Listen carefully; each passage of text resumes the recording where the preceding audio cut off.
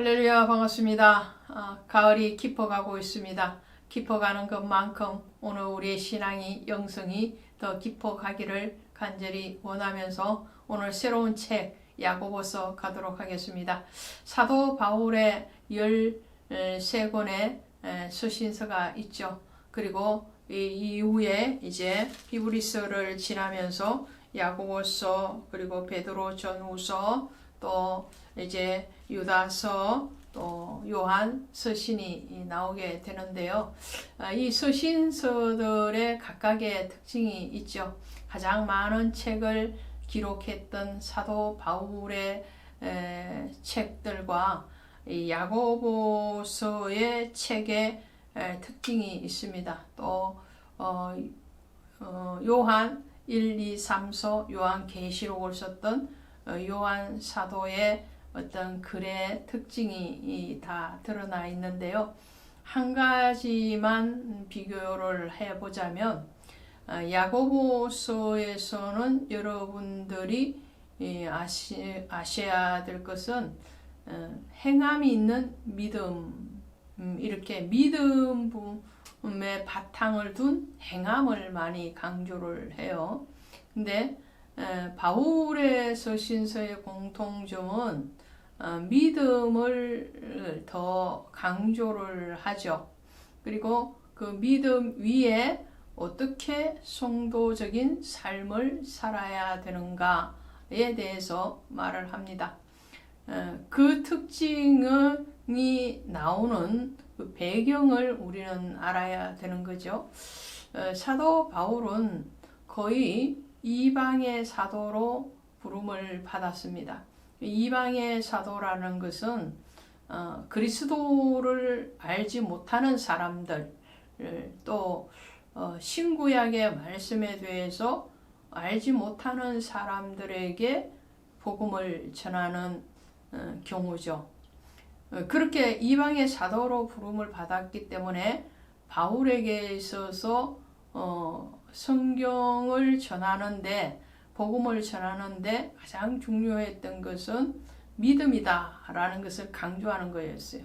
왜냐하면 유대인들은 행함을 늘 강조를 해왔고, 신약의 시대에 왔어도 예수님으로부터 가르침을 받았던 제자들이나 또 서기관이나 바리새인들 같은 경우에도 그들의 주변에는 행함이라는 율법적인 교훈이 강하게 뿌리를 내리고 있었기 때문에 그 율법으로 구원을 받는 것이 아니다.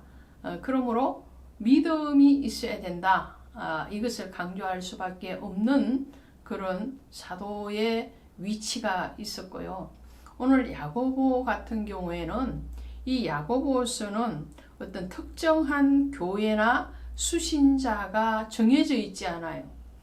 바울의 서신서는 거의 특정한 교회나 수신자가 정해져 있습니다. 에베소서 같으면 에베소 교회에게, 또 에베소에 있는 성도들에게, 또 로마서 같으면 로마에 흩어져 있는 성도들에게, 이렇게 어떤 수신자가 정해져 있었다면 이 야고보서는 수신자가 특정된 수신자는 아닌 거예요. 디아스포라의 모든 유대인들이죠. 디아스포라 유대인이라는 말을 오늘 1장 1절에 보면 이렇게 되어 있습니다. 하나님과 주 예수 그리스도의 종 야고보는 흩어져 있는 12지파에게 문안하노라 그랬잖아요.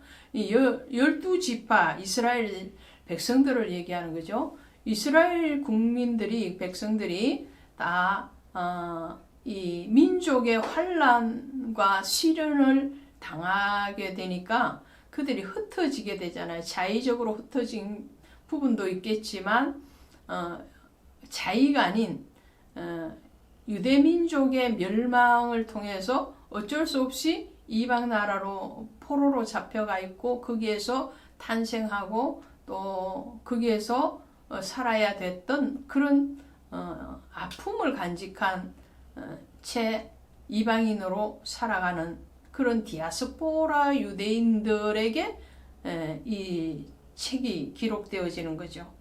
그러므로 바울 서신과의 차이점, 오늘 지금 제가 두 가지를 얘기했죠. 바울은 믿음을 강조했고 야고보는 행함을 강조한다. 왜 행함을 강조해야 되느냐 하면 이 디아스포라 유대인들은 이미 복음이 들어가 있습니다. 믿음이 들어가 있어요. 믿음이 들어가 있는 상태, 전혀 말씀을 모르는 것도 아니고 예수를 모르는 것도 아니에요.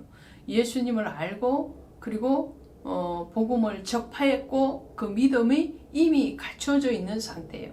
갖춰져 있음에도 불구하고 본국에서 사는 것이 아니고 이방 나라에 흩어져 있으면서 그들의 신앙의 어떤 문제, 그것은 지식적인 신앙, 내적인 신앙에 머물러 있는 그런 상태였던 거죠. 그러므로 믿음이 있는 사람에게 행함을 강조하는 거예요. 믿음 없는 상태에서 있는 사람에게는 행함으로 자꾸 강조를 하게다 보면 행함으로 구원을 받는 율법주의자로 다시 돌아가게끔 하는 거죠. 그러나 그런 배경이 아닌 상태에서 야고보는 지금 너희가 신앙이 있다면 그 신앙에 대해서 행동으로 증거를 드러내라 이런 거죠. 그런 바탕이 다르다라는 것을 먼저 말씀을 드립니다. 그래서 요절은 2장 17절에 2장 17절에 가시면 이렇게 되어 있죠. 이와 같이 행함이 없는 믿음은 그 자체가 죽은 것이니라. 그래서요. 그리고 26절에도 2장 26절에도 가시니까 영혼 없는 몸이 죽은 것 같이 행함이 없는 믿음은 죽은 것이니라.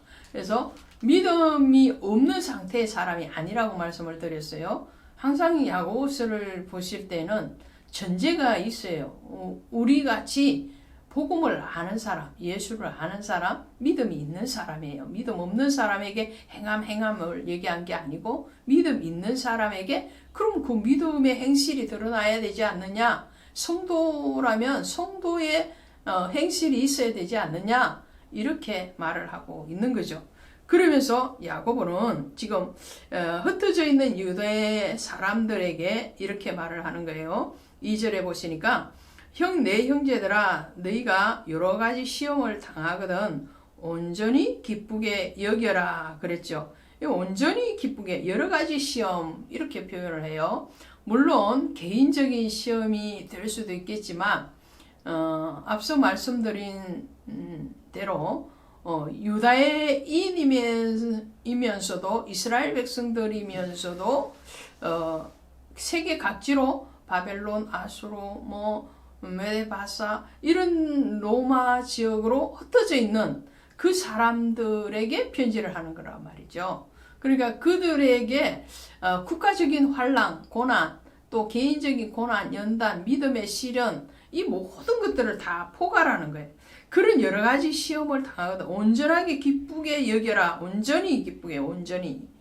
왜 그래야 되냐? 이는 너희 마음의 시련이 인내를 만들어낸 줄 알미. 인내를 온전히 이루라. 이는 너희로 온전하고 구비하여 조금도 부족함이 없게 하려 함이라. 하나님이 주시는 그 고난에는 반드시 목적이 있다는 거. 반드시. 성도가 당하는 모든 일들은요. 우연의 일이 아니라는 거예요. 하나님의 계획과 예정 가운데 있어요. 물론 그 안에는 우리의 연약함, 우리의 죄로 오는 고난도 있습니다. 그러나 우리의 죄로 왔다 할지라도 그 고난까지도 하나님은 들어서 사용하시는 거죠. 왜요? 하나님의 자녀니까. 탕자가 집을 나갔잖아요. 자기의 욕심, 자기의 죄로 인해서 나가서 고난을 당하잖아요. 그럼에도 불구하고 그 탕자를 돌이키기 위해서 하나님이 일하시고 그의 마음에 아버지 집으로 다시 돌아가야 되겠다. 그 마음이 오잖아요. 그리고 그 탕자가 돌아왔을 때 그 아버지인 하나님은 어떻게 그를 맞이하느냐 하면 이전보다도 더 높여서 그를 맞이하죠. 이것이 바로 아버지의 사랑이거든요. 그 아버지의 사랑이 우리에게도 여전히 유효한 거죠. 그러므로 하나님은 우리에게 고난을 줄 때는 그 고난을 통과할 만한 은혜를 베푸시는 거예요. 그래서 고린도전서 10장 13절에 가시면 사람이 감당할 시험 밖에는 너에게 당한 것이 없느니라 그랬어요. 그리고 시험을 주실 때는 반드시 피할 길을 내신다고 그랬어요. 하나님은 우리에게 하나님의 공의의 시험도 있어요. 우리를 테스트해 보기 위한 시험, 우리를 더 견고하게 세우기 위한 그런 하나님의 의의 고난의 시험도 있고, 우리의 죄로 인해서 유혹으로 인해서 넘어지는 템테이션이 올 때도 있어요. 그럼에도 불구하고 하나님은 이 모든 것들을 통하여서 우리에게 인내를 가르치시고, 그 인내를 통해서 오늘 우리의 신앙이 더 온전해지기를 원한다는 거죠. 그것에 대해서 지금 말을 하는 거예요. 그리고 그 시험과 고난이 올 때에 지혜를 구해야 돼. 어떻게 구해야 되느냐 하니까요. 5절에 보니까 너희 중에 누구든지 지혜가 부족하거든 모든 사람에 후히 주시고 꾸짖지 아니하신 하나님께 구하라. 그리하면 주시리라 그랬어요. 하나님께 구하라는 거죠. 솔로몬이 지혜를 구할 때에 하나님께 구하잖아요. 나에게 지혜를 주셔서 하나님의 백성들을 잘 분별하고 다스리게 해주세요. 그것이 솔로몬의 기도였거든요. 우리의 어리석음에 대해서 하나님께 고백하는 거예요. 나의 연약함, 어리석음에 대해서 고백을 하면서 주님의 지혜, 주님의 성령을 구할 때에 하나님은 거기에 대해서 꾸짖지 아니하시고 후히 주신다. 수고도 남음이 있도록. 물질만 그런 복을 구하는 것이 아니고요. 지혜의 복을 구해요. 제가 이 말씀을 전할 때마다 은혜를 구합니다. 하나님의 성령을 저에게 주시고 하나님의 말씀의 깊이와 넓이를 더하게 해주세요. 자, 오늘 우리가 구해야 될, 근본적으로 구해야 될 것은 바로 성령이에요. 성령 하나님. 구하는 자에게 좋은 것을 주시지 않겠느냐. 그렇게 말씀하실 때 그 좋은 것은 바로 성령을 말씀하시는 거예요. 오늘 야고보도 환난과 고난 가운데 있는 그 유대인들이, 이스라엘 백성들이 자기의 자리에서 고난에 대해서 인내하고 온전하게 그 고난을 통과하는 지혜를 구해라. 그 지혜는 바로 하나님께 구하는 것이다. 그리고 구하였으면 어떻게 해요?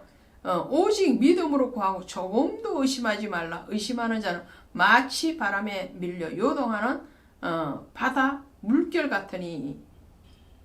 의심하지 말라는 거죠. 그분에 대해서 확실하게 믿으라는 거예요. 의심하고 그럴까 안 그럴까 이게 아니에요.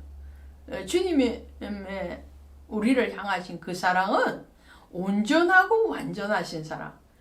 우리가 부족하면 부족했지 주님이 부족하면 없죠. 그러므로 그 완전하시고 온전하신 그분에게 구하고 그분을 소망하고 나아간다면 이 환난과 고난을 통해서 하나님의 선하신 목적이 반드시 수면 위에 드러날 것이라는 것을 말씀을 하죠. 그러면서 오늘 시험을 견디는 자가 받는 복, 그 복은 바로 생명의 면류관이다 라고 12절에서 결론을 내리고 있습니다. 시험을 참는 자는 복이 있나니 이는 시련을 견뎌낸 자가 주께서 자기를 사랑하는 자들에게 약속하신 생명의 면류관을 얻을 것이니라. 우리의 욕심에 이끌려서 오는 그 미혹의 시험이라 할지라도 하나님은 어떻게 해요? 그것까지라도 사용하시고 또 의의 고난, 의의 연단에 대해서는 주님이 거기에 대해서 책임져 주실 것이라는 거죠. 시험을 참는 것, 그것은 주님이 먼저 당하신 고난이에요. 주님이 먼저 당하시고 주님이 먼저 핍박을 당하시죠. 의를 위해서 핍박을 당하는 자는 복이 있나니 저희가 하나님의 아들이라 이끌입니다. 자, 하나님의 자녀인 우리에게도 그러한 능력을 주셨다는 거예요. 왜요? 그 하나님이 우리 안에 계시기 때문에, 그죠? 18절에 보시니까 그가 그 피조물 중에 우리를 한 첫 열매가 되게 하시려고 자기의 뜻을 따라 진리의 말씀으로 우리를 낳으셨느니라. 할렐루야. 진리의 말씀으로 낳았대요. 예, 우리는 말씀으로 탄생한 사람들이. 그래서 베드로 전서 1장 23절에 가니까 이렇게 돼. 너희가 거듭난 것은 썩어질 씨로 된 것이 아니요 썩지 아니할 씨로 된 것이니 살아있고 항상 있는 하나님의 말씀으로 되었니라. 우리가 거듭난 것, 진리로 우리를 낳으셨고 말씀으로 우리를 낳으셨고 하나님의 말씀으로 우리를 새롭게 하셨다라는 것을 말씀을 하고 있죠. 그 새롭게 된 사람, 그 사람은 환난과 연단을 통과할 수 있는 은혜를 이미 받았어요. 그것에 대해서 인정하고 고백하실 때 여러분은 행함 있는 신앙, 믿음의 행실이 있는 성도가 될 뿐만 아니라 그리스도 안에서 보배롭고 존귀하게 세워져 갈 줄로 믿습니다. 고맙습니다.